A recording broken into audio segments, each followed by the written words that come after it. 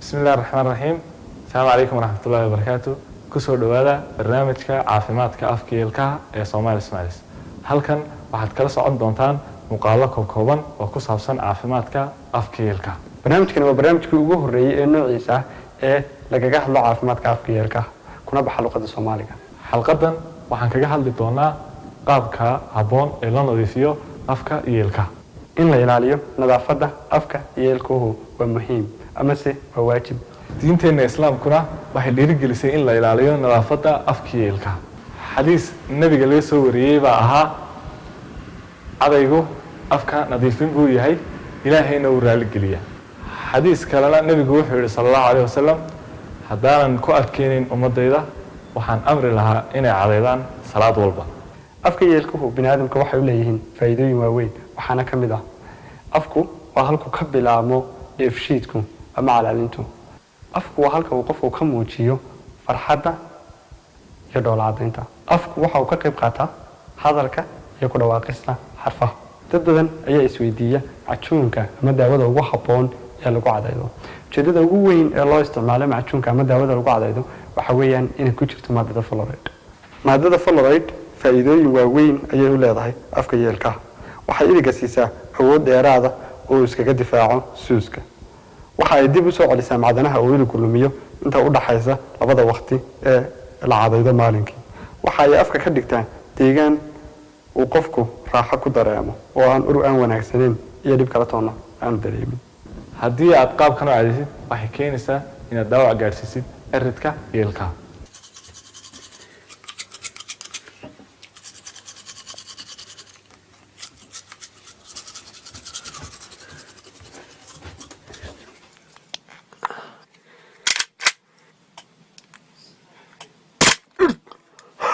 dad badan ayaa soo weydiiyay habka ugu habboon ee loo cadaydo. inta badan qaabkan khaldan ayay dadku u isticmaalaan burushka iyada oo eridka iyo ilkaha labadaba dhaawac ay u geysan karto.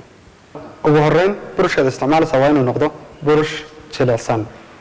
guud ahaan ilkaha waxaan u qaybinaynaa laba qaybood waa ilkaha sare iyo ilkaha hoose.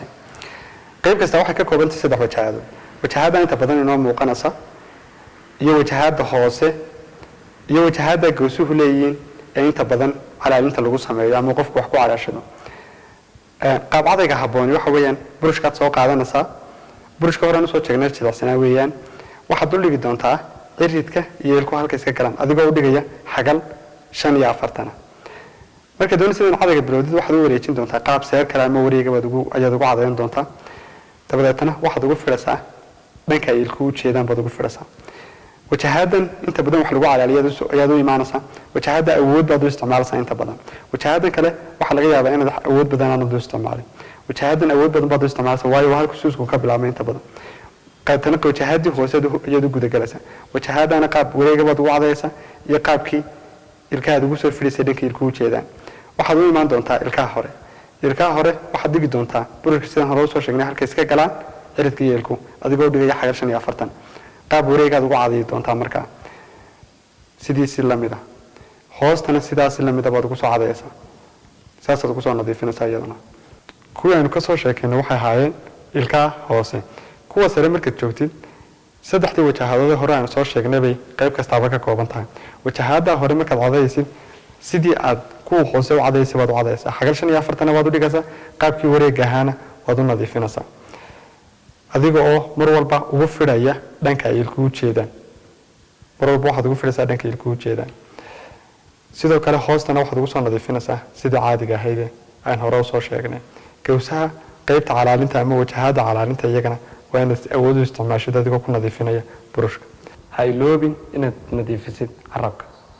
nadiifinta carabku waxay qayb weyn ka tahay nadaafadda afka. dad badan ayaa isweydiinaya imse jeer baa la cadaynayaa maalintii.